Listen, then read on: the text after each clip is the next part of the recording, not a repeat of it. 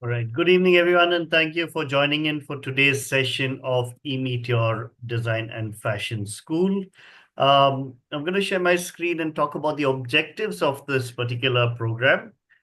The objectives are to interact with the top management of each school, understand the academic philosophy of the school. This is a very, very critical objective, right?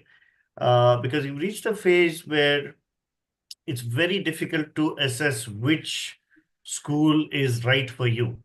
So that's the point of having these sessions and understanding the academic philosophy. And then you apply to the schools that align with your with what you're looking for. If you missed the previous webinars on writing a perfect SOP or portfolio, you could always go back onto our YouTube channel. This is a very important webinar, in case you missed it, Navigating Design School Admissions. And I talk about the various philosophies in India.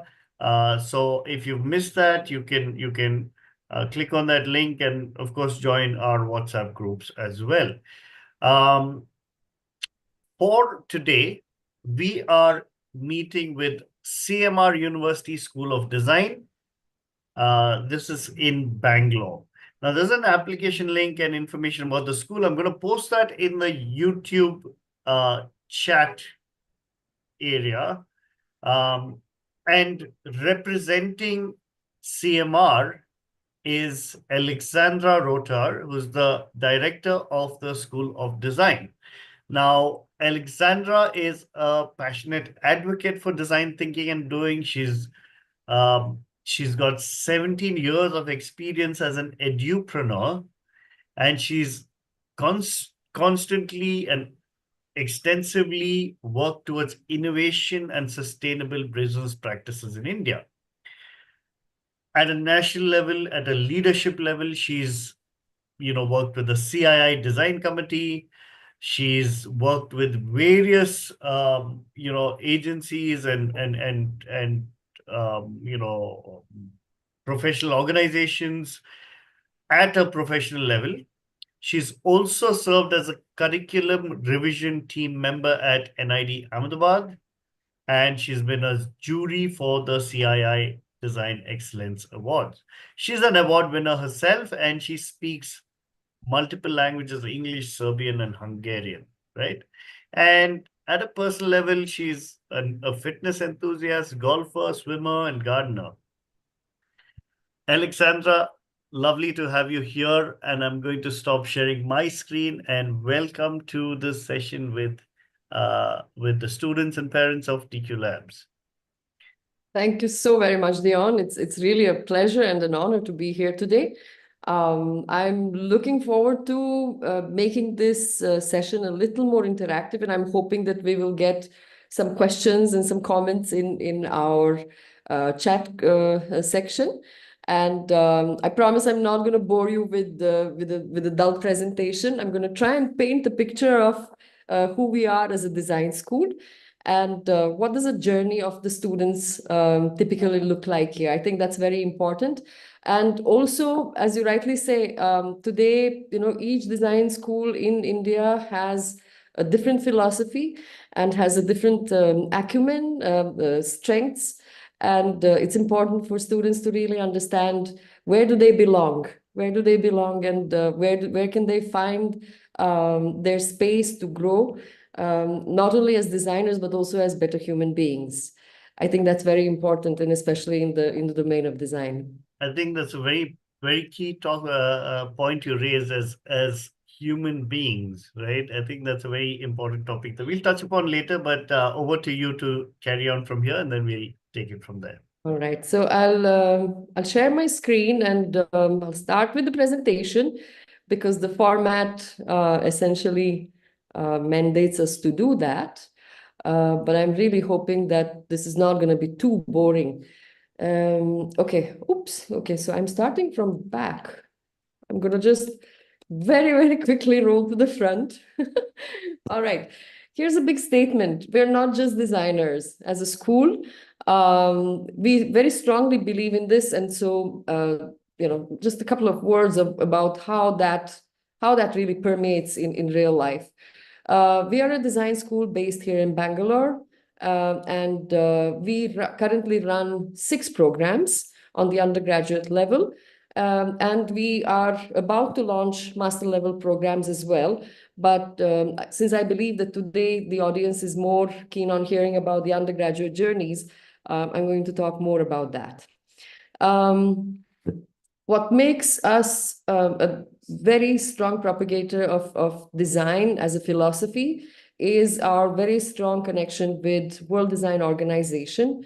And we have been members right from the beginning. We are guided by this global organization and the policies that it brings. We are aligned with its philosophy, where it's very clear that the design has a very specific purpose today. WDO is also a consultative organization to the United Nations. And so it's not just about what a group of designers say within that network and within that community. It's also about how does that relate to the bigger picture and the world objectives and the communities that surround the activities of the United Nations. So what's important today for designers? It's really about people, planet, and then only profit. Sometimes designers and other professions also, we tend to look at professions with, okay, profit first, and then we'll look at everything else. But I think things have changed very rapidly, especially in the past couple of years, where the UN SDGs, the big goals of the planet have sort of taken a forefront and become important and permeated very, very deeply, not only in the industry, but also into education. And so we're talking about these 3 things, the people, planet, and the profit. And so in that context, design has to prioritize accessibility, affordability, reliability, sustainability, and respect for the user and the environment. I think this has always been the case, but never more than today it is being emphasized. And I'm very, very happy that we are driven with this very, very deep value, because we have to. I mean, we're human beings and we're first, and then we are designers, right? And so that moment of value has got to be very present in our work. Now, how does this translate in our school? So we have a purpose, just like every single entity on this planet Earth. And so our purpose is to nurture creative thinkers and doers who will drive positive global change by design. This is also what our university is envisioning as their main goal and purpose of being. And so we are aligned with not only our university, but also with a bigger purpose that really is about changing the world to become a better place. So how do we do this? When I joined this university, after I have exited my previous business, which was also, by the way, a design college here in Bangalore, I kind of thought that I'm not going to be in education anymore, and I thought that it's time that I do something else in my life, because I was nearing my 40s, and so I really wanted to sort of try something else. But I really fell in love with what the university was doing. So it was very visible after COVID that the entire university, CMR University, has actually changed the way it formulated its programs. And it really did put the students, the talent, or rather you, right in the middle, and then created the program and the journey around the young talent. How does this permeate? So obviously the core curriculum, and especially, I mean, in the School of Design, this is very strongly obvious. The core curriculum is the purpose of why you would be joining a particular design school. This is where you learn the know-how. This is where you understand what does it mean to be in a role of a designer. And irrespective of the many specializations, many streams, you find your own way, right? And we are here to basically provide that structure which builds you as a future professional. The second very important component is the common core curriculum, which is about, not just about being strong and courageous and confident as a designer, but also contribute to the society and understanding yourself and how can you contribute to the society as an individual. In that sense, we have a whole lot of courses which are ran by both another department in the university, and this is something that is taught to all of the students at the university. And it is taught also to our students, our design students. And these programs are about how do you carry yourself? How do you communicate with your future client? How do you communicate with your future employer? How do you communicate during the time of the interview? How do you prepare for the success, in other words? We also have a very strong program in terms of community service. But to start with, in year one, the most important thing is really to understand yourself. So there's a whole bunch of very interesting workshops where students are sort of asked to work on some certain tests and work in group workshops where they kind of discover themselves and where they discover their strengths. I'm very glad to say that, all of our students at the end of year one, they kind of know who they are and what their strengths are. And they're also very, very, very different, right? I mean, that's the beauty of being in a design school that actually gives enough time individually to each student to discover themselves. The third component of the program is called LEAP, and this stands essentially for Learning, Engagement, and Advancement Programs. And this is a lot of fun because this is where students can really apply themselves in that sense of beyond the curricular activities. So I'm very proud to say that the university has over 60 clubs, and the School of Design itself has 3 of them. And so this is beyond what needs to be learned, what needs to be explored for the sake of design. This is about you, whether it's sports or it's music, or it's literature, or it's theater, whatever else it may be. If you feel that you belong in organizing events, there's a great opportunity because the university itself conducts a lot of events, and so do we. And so it's a great outlet for students to really extend themselves into other kinds of activities beyond learning about design and creative. What does the journey of a student at our school look like?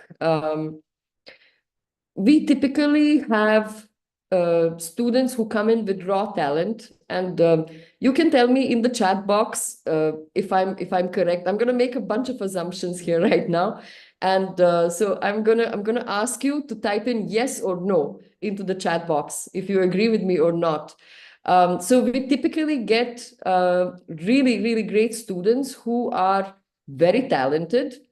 They know how to draw really well.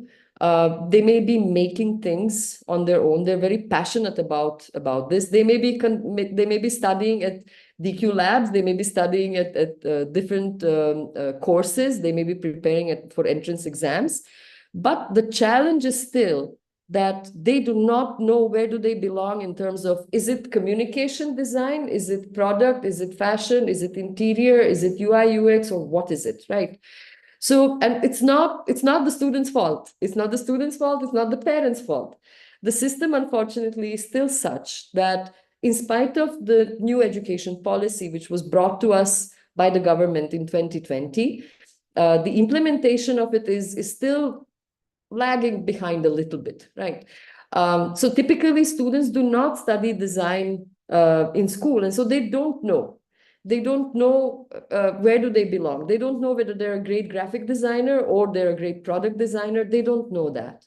Now, we as a school, it is our mandate, therefore, to provide that space and time for the students to really understand where do they belong, to experience what does it mean to be a product designer or a fashion designer or whatever else, right? Or whatever else as your strength may be. And give them enough time to experiment and really understand where they belong. So year one is all about that. It's about discovering yourself and it's about discovering your strengths. At the end of year one, therefore, you are able to make a decision, where do you belong? And this is a very immersive year also, because it essentially is split into 4 sections where you as a designer are put into a situation where you need to design something from the idea all the way to the prototype. And so 5 weeks on an average are dedicated to each one of these streams. And so you create at the end of that. You have 4 projects at the end of year one. I think that's pretty cool. And I'm looking at our students and that transformation which they go through in year one itself. And I really love the fact that they have a lot of confidence at the end of year one to say, I'm a future product designer. I know this for sure. And then we ask them, okay, so why do you think so?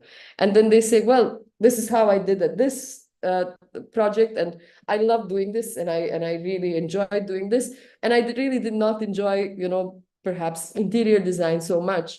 And why? And they are able to explain why do they feel that they belong more to one stream than the other. And I think it's very important to have these conversations individually with students, because only that way we can really provide a customized and an individualized journey for each one of them. Okay, I hope this is clear. And so I'm hoping that you're typing yes or no in the chat box. I'm just checking in here. So we're getting some questions, but we'll take the questions in a little while. Absolutely. Yeah. All right. Okay. Getting into year 2 and 3 is all about building competency within the industry. So each one of these streams is much more than just what it sounds like, right? Communication design is today very broad. It's both about print as well as the digital experiences. And so there really has to be enough space and time to to become competent in all of these. Oh my God, okay, I'm just running here something which I should not be. Okay, I think we're okay. And so there really has to be enough time to prepare for many sub-industries within these domains. If you're talking about, for example, product design, appliance design is one industry, packaging design is another industry, furniture design is yet another one, lighting design is yet another one, right? So how do we know where are we going to end up? And what is it that we really are going to find as our passion as students, right? So we have got to, again, provide enough time and space for the students to design within these specific domains and enable them also to get into the industry, right? Because some students, as you can see at the end of this slide, these are the 3 possible solutions, the 3 possible scenarios where students may be at the end of the journey. It's either the placements or the further studies or entrepreneurship. So when it comes to placements, there has to be versatility. We are not sending every single student into one company, right? There's no point, because students are very different. Each one of you is very different. So to discover which industry do you belong to, or rather which specialization under each stream you belong to, we spend 2 years exploring those. And again, building a portfolio which showcases your work and your competency in that particular domain. I hope this makes sense, and I'm hoping that you guys are still typing in yes or no. Okay. Finally, in the 4th year. If you can yes. put this on presentation mode, on the Yes, slideshow. I'll do that. Sorry, I didn't want to interrupt the. Right. Yeah. Okay. So 4th year becomes extremely important, because by the end of 3rd year, essentially our objective is to prepare the students for the industry. So you can enter and you can get a job out there. 4th year is about that higher purpose of design. Design is not an independent discipline just for the sake of itself. It is in service of other domains of our lives.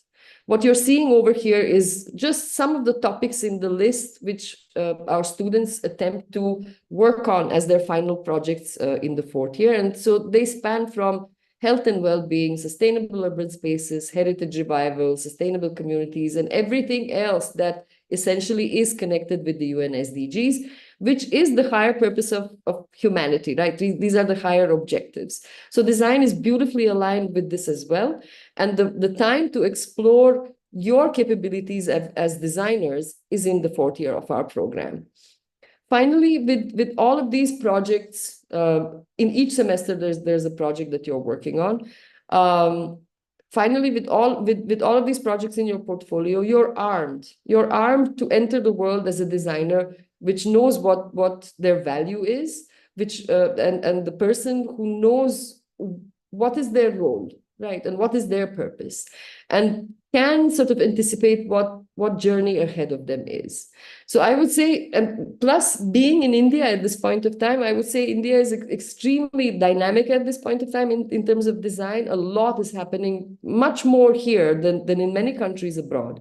And I think it's really, really a great place to be in, not only from the point of view of education, but also in the point of view of careers. We still don't have enough designers in this country. I will ask you all to just Google for a moment, what is the ratio of the number of graduates in India every year versus the number of available jobs?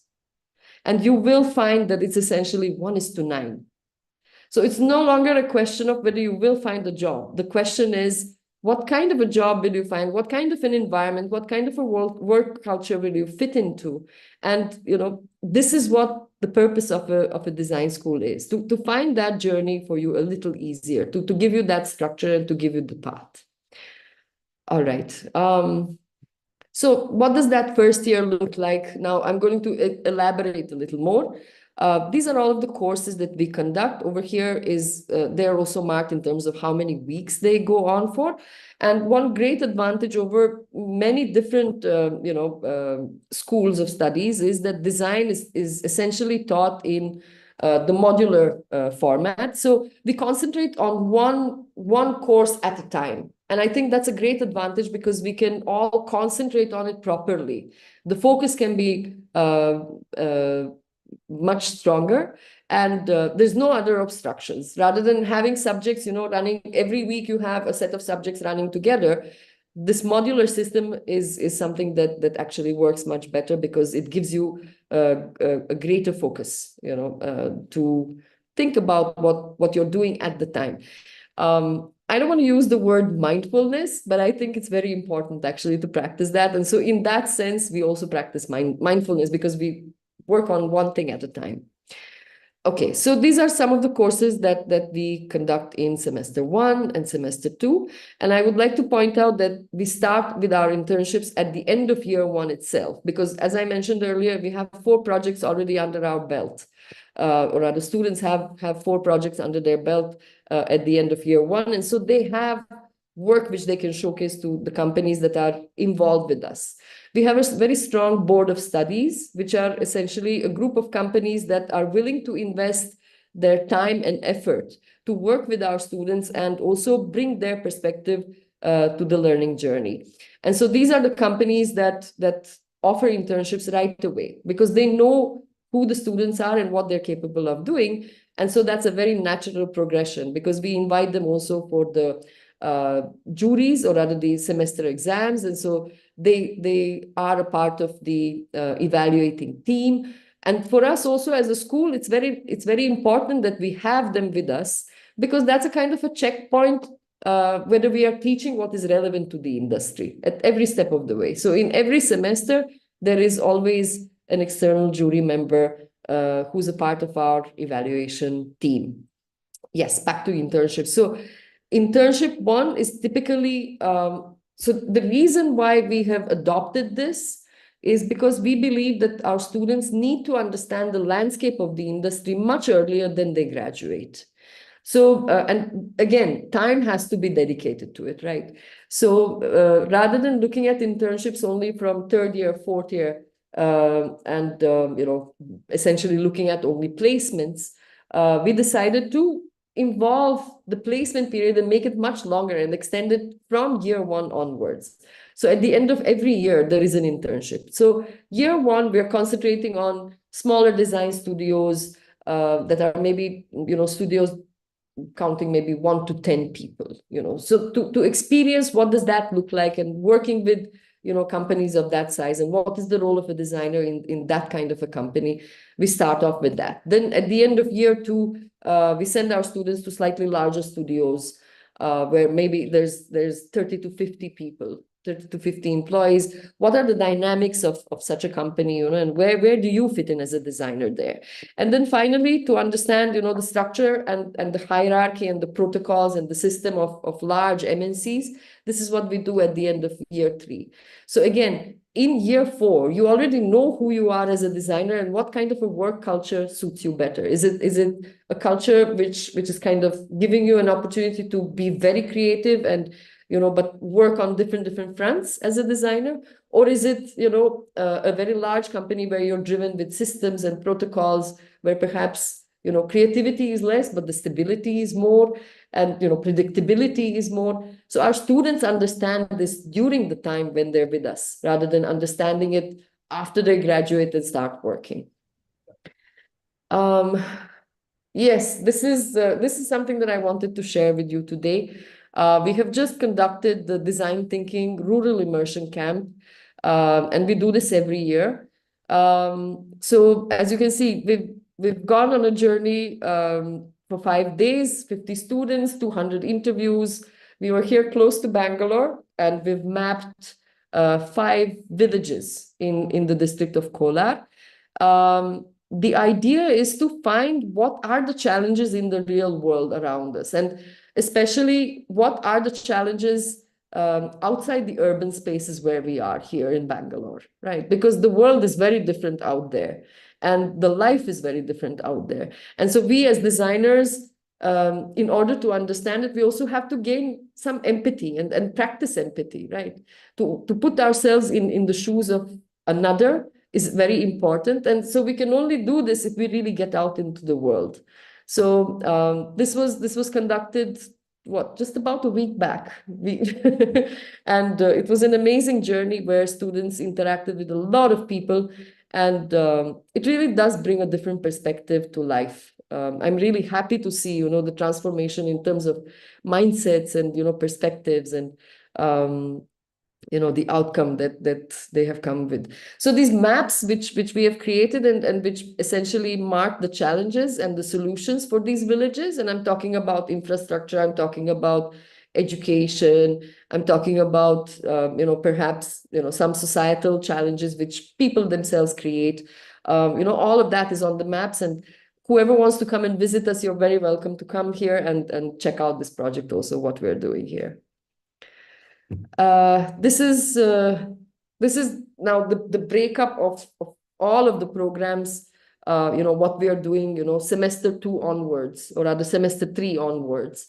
So for all of the programs, since students sort of bifurcate into them, these are the domains that are being covered semester-wise. I'm not going to bore you with this because it's all up on our website. You can even download our complete curriculum to see all of the courses, all the credits, all the hours. I'm not going to bore you with this, so we'll just carry on if that's okay. The other 2 programs that we also are running here at our design school are not BDes, but they're BSc. And they are currently 3-year long, but there's an option also for students to continue into the 4th year and work on their specialization. This is important because we feel that the industry, even in this domain, is kind of becoming more and more competitive. So it's very important that students are versatile enough. This is what happens. So I've just prepared for today, what happens in semester 1 and semester 2. So, you can imagine what your journey is about. And what I'm happy to say is that it's not all about technology. There's a lot about art. There's a lot about drawing. There's a lot about writing. There's a lot about poetry. There's a lot about composition. And so again, it's beyond just the technology and the techniques that are being taught in these 2 programs. Again, community service program is a part of this. Projects are a part of this. So the philosophy is, again, same. Whatever we teach you, you need to apply it. And that project becomes, the showcase of your knowledge and competency, which is very important to be able to get out there in the world as a professional.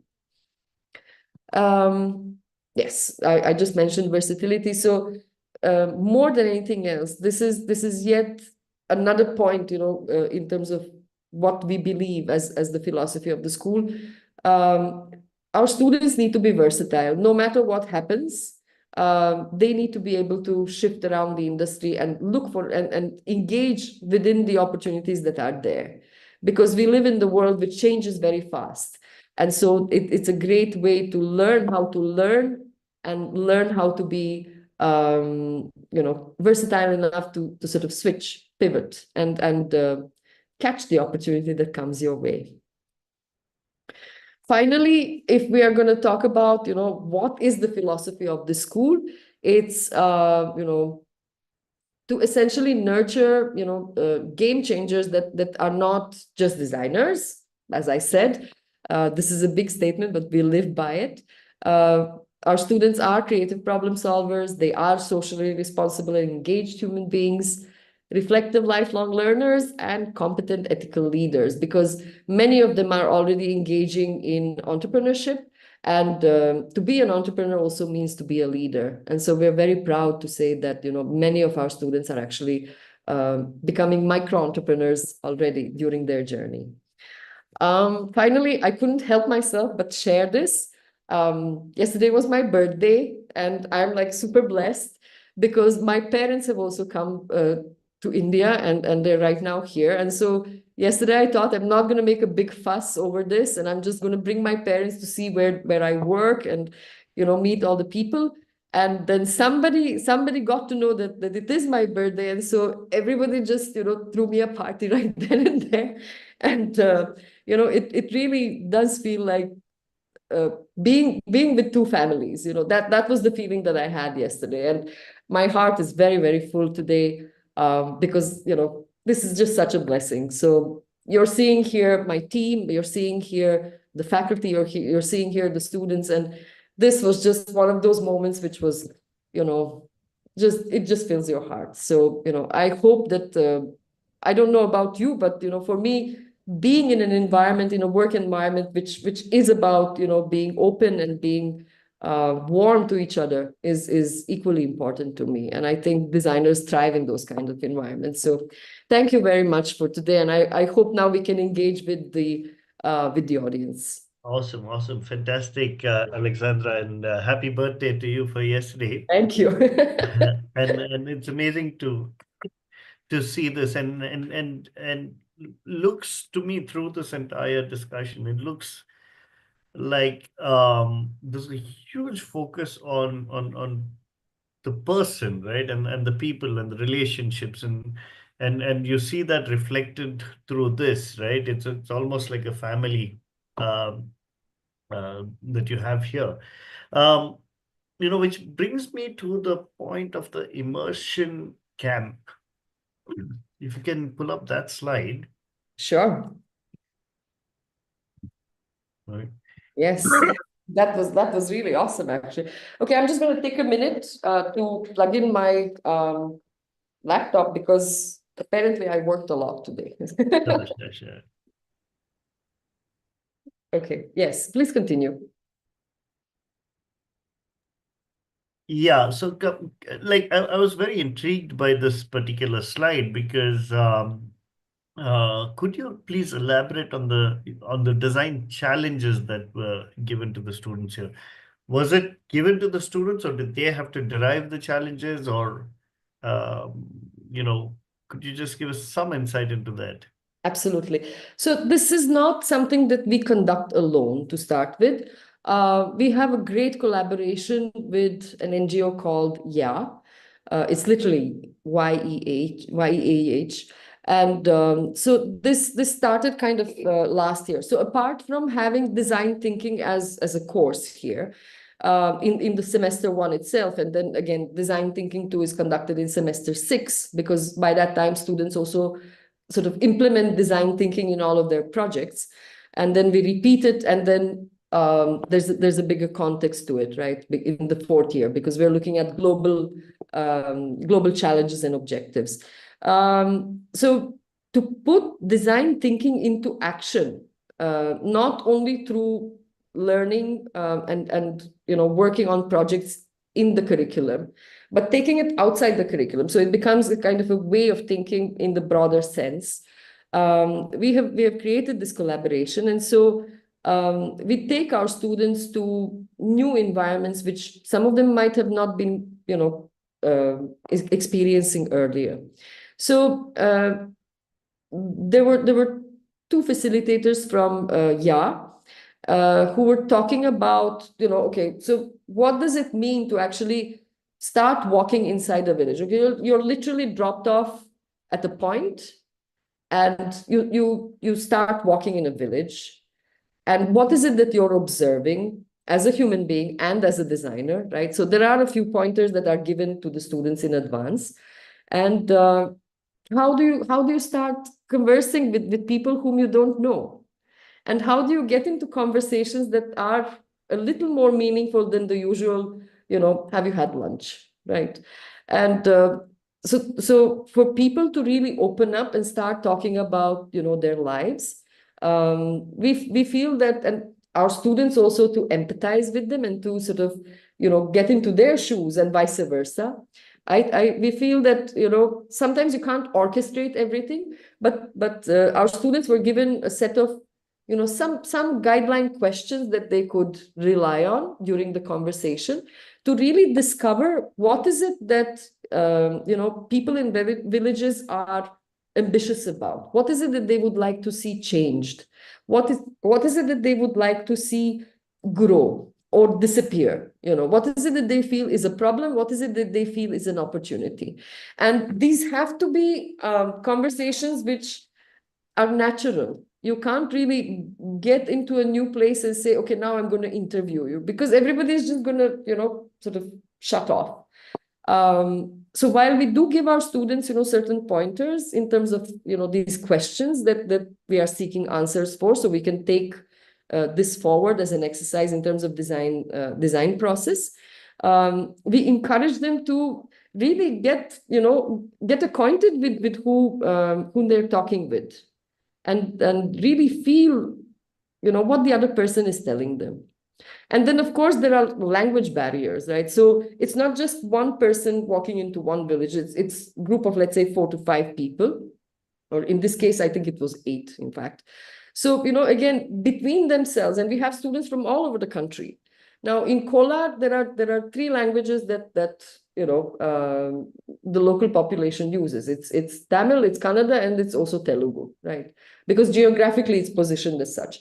Now, within these 8 students per team, they had to figure out, okay, you're speaking only English, you're speaking Kannada and Tamil, you're speaking this, you're speaking that. So they all need to also learn how to rely on each other, which I think is a great team building exercise, which is not orchestrated. They're simply put into a situation where they have to collaborate. Otherwise, they won't be able to speak to anybody, right? And it's not fun just to walk through a place. I mean, the whole point of a journey is to sort of immerse yourself there, right? So that was the first sort of shift of perspective within our students as future designers, because this is extremely important, right? If we don't know whom we are designing for, you can't really be a successful designer. So whether it's a person who lives in Kolar, or somebody who lives in Delhi, or somebody who lives in San Francisco or New York, it makes no difference unless you as a designer sort of can get into the person's shoes. You can't really design for them, right? And that's where we start. I think a lot of times the like you mentioned something very interesting, that to identify the problems, and I think a lot of times we perceive something that seems to be a problem in our eyes, but in their eyes it may not even be a Not a problem. The problem. problem could be somewhere Exactly. else. Yes. That's Yeah. also true. That's also true. And we did come across many such instances where we are thinking, that they have a problem, but actually they don't think that they have a problem. And so you don't fix, you don't become a designer to fix a problem which doesn't exist, right? Yeah. Even, So and so I even these conversations happen, yes. yeah, so there was a question a little earlier on the VFX and animation program actually. Sure. There was a question that was, do you all have animation? All right, and you had answered that through your presentation. where you said you'll have a BSc program, and that's a 4-year BSc program, isn't it? So actually, this is currently, and there are two options. Students can enroll into a 3-year version of it, and they can also continue that extra year, in which case they receive a BSc honors degree. That's in terms of certification, that's a difference. The program is, while it is looking at the conventional, building competency for production studios and animation studios here in the country. We are looking at also how do we, because versatility, as I said earlier, are you only an animator that can get a job in I don't know, projects that are working with Pixar and Disney, or some other production house? Or are you a person who's creative and can apply your skills and knowledge to many different opportunities and challenges? So why not be a visualizer for large residential, building complexes, for example? Why not be a visualizer for product designers? Why not be the one who's able to create simulations for product designers, for car designers? Why only look at it this way, right? Why only look at it unilaterally when you can be much more versatile as a person? So hence, we are providing that extra time and space for students to gain that competency to sort of switch between different industries, because I think that was one of the things that animation industry and education in this country has kind of built, a very unilateral, very tunneled kind of journey for the young talent. And I feel that we have got to be more versatile as creative professionals than that. All So right. that's why the option of 3 versus 4 years. All right. So I would like to extend that question to say, let's say a student does take, let's say, communication design, right? Or Okay. product design, Right. and they would like to take a few subjects from the VFX or animation. Is that a possibility for them? Yes, it is. We also have interdisciplinary electives from the second year onwards. So year one is kind of orchestrated for our students to learn the ABCs and really understand who they are as, creative people. Year two onwards, once the immersion really begins in depth, uh, we do need to occasionally get into another discipline just to sort of gain a different kind of a perspective. So yes, there are interdisciplinary electives within the school, and in the university, there's also an opportunity to even take up select courses as electives. For example, you want to learn about IP, which belongs to, at this university, that is something that is taught by the law school. So why not take up, that as your elective? That is also an opportunity for students. Engineering, you want to learn Arduino. You want to learn how to work with sensors. We may not have that in our curriculum, but the engineering college may be having it as a short course, just to introduce you with that technology. Take it up as an elective. So that's the advantage of being in a university, because there are many other schools that can also enhance that journey of learning. Nice, interesting. Right. In terms of the curriculum structure, if you could go to the slide which shows the circles of co-curriculum U and common co-curriculum. Oh, that The circles, the 3 concentric. yes. Okay. Right. Now, when we look at this as as the overall vision for a student, right? If I can call it that. So you have a large focus on you, right? The yellow circle seems to be the largest and seems to be quite prominent there. The question is, through this entire journey, there's a deep focus on finding an individual path for every student, right?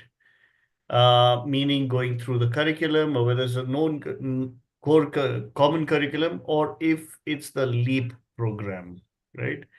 There is an impending or an underlying focus on each individual student. So how are you all really working towards that, building the focus on each student and helping them, carve a path for themselves? Okay, so can I just take a minute to show you something? And Sure. this is going to be, I think, useful for the audience as well.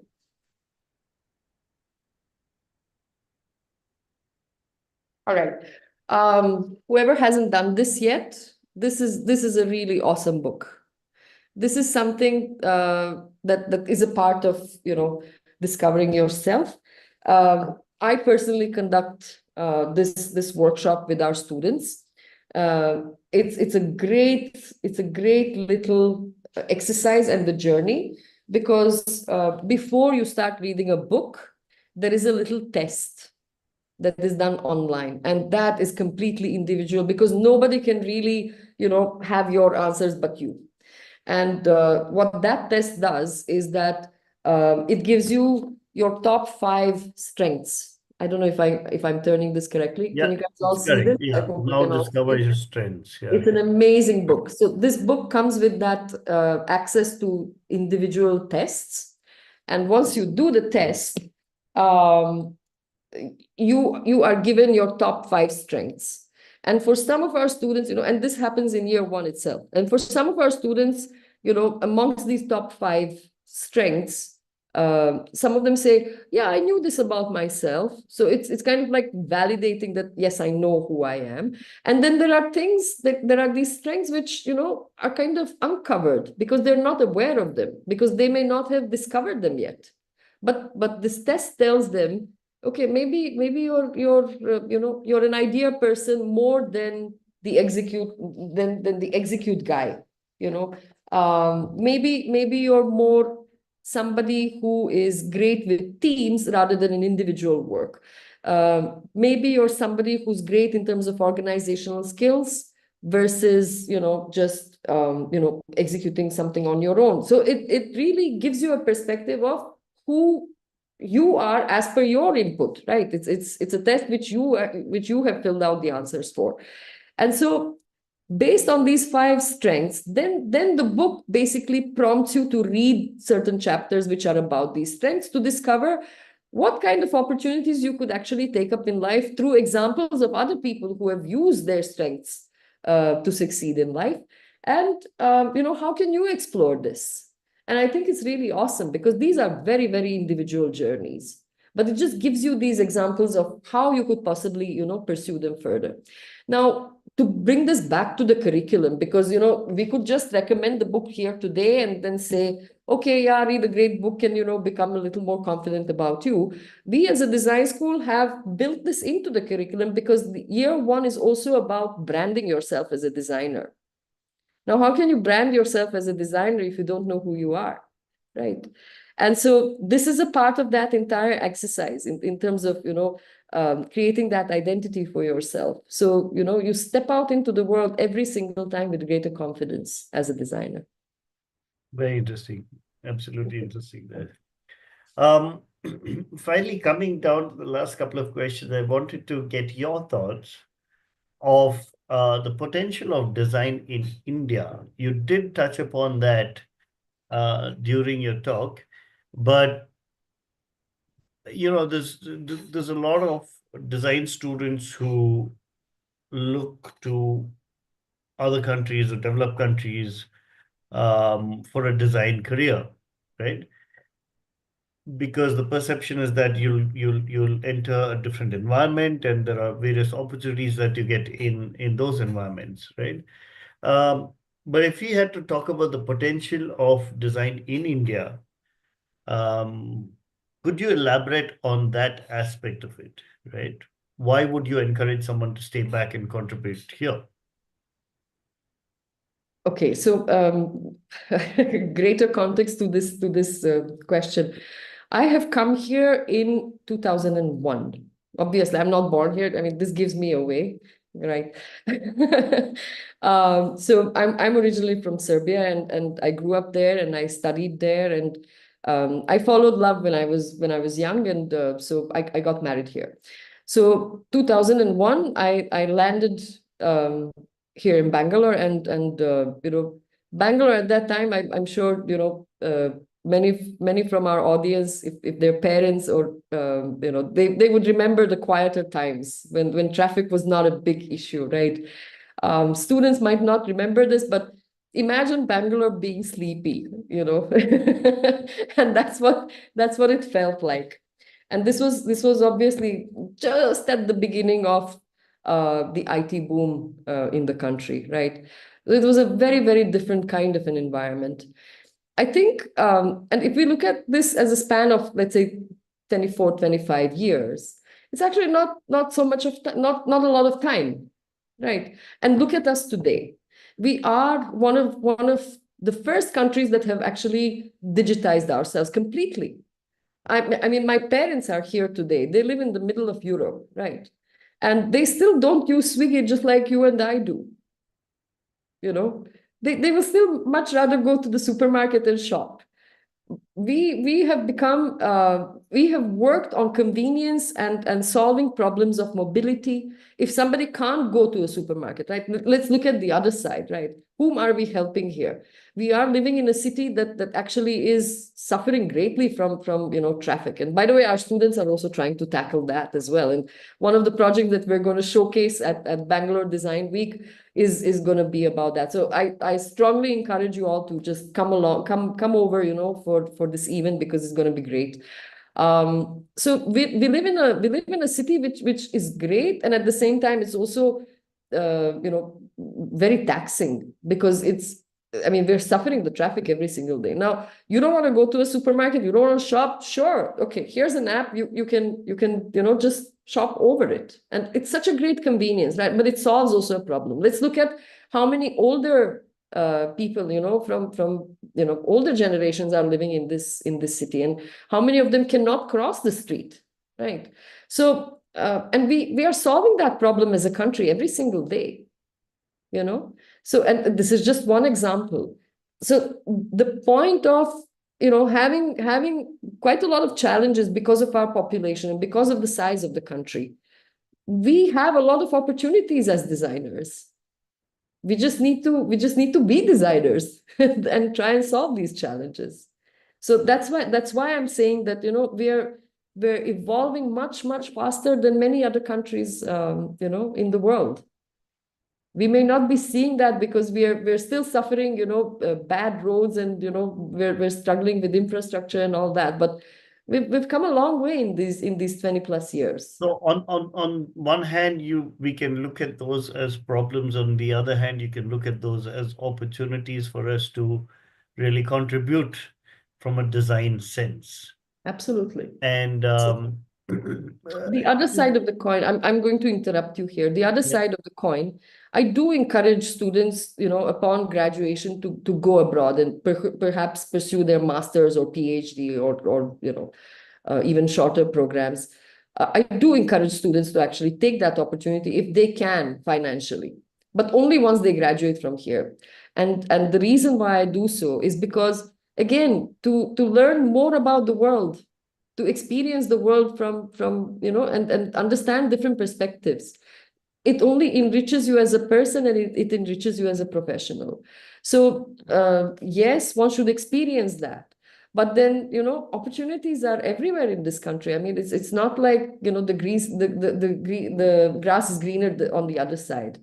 The grass is greener where you water it. And we have a great opportunity to water it over here, right? So why run away?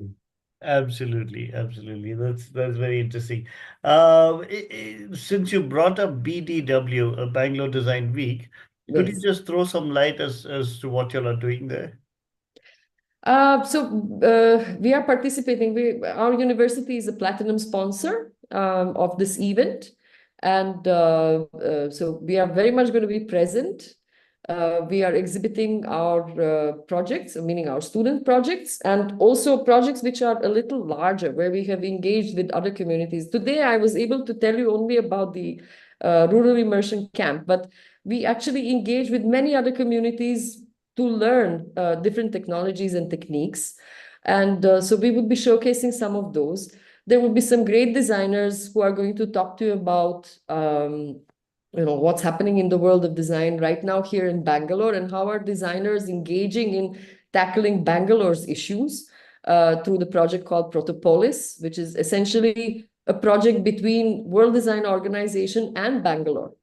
So I think, again, we have brought the world here. Rather than us going into the world, we have brought the world here. So I think it's a great opportunity for everyone to just come and see what's happening there. All right. It's a JM Tata auditorium, and it's going to happen on 29th and 30th. So Okay. I don't know if this is too much of advertising, but I'm just going to say.